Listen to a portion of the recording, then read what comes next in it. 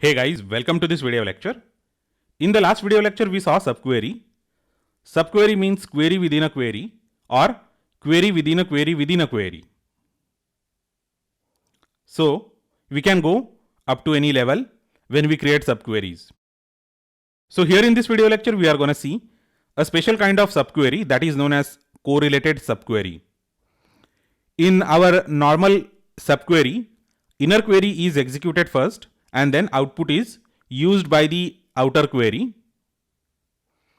But here in correlated subquery, we have to refer the outer query also while executing the inner query. So let us see an example. We are going to use our usual Sakila database. So let me execute this. Select first name,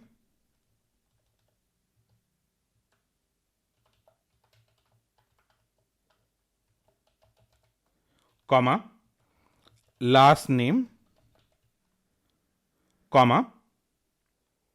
Now we are going to write our inner query.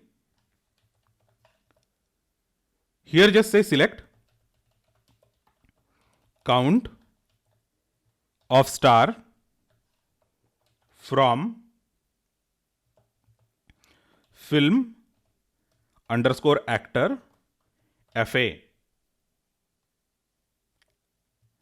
where FA dot actor underscore ID equals to A dot actor underscore ID as total films. Okay, so we are going to create a custom column using correlated subquery here. So let's complete the query from actor A.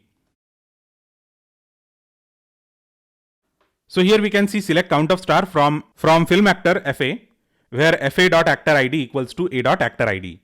So here this A dot actor ID comes from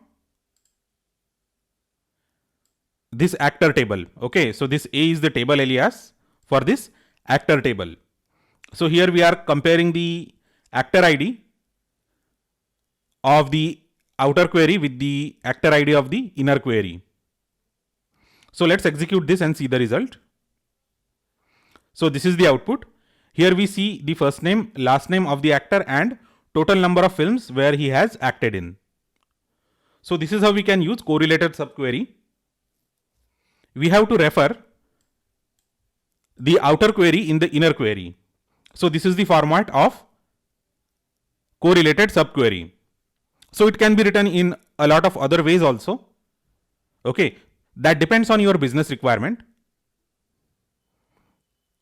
But usually this is how the correlated subquery is written. We refer the columns from the outer query in the inner query itself.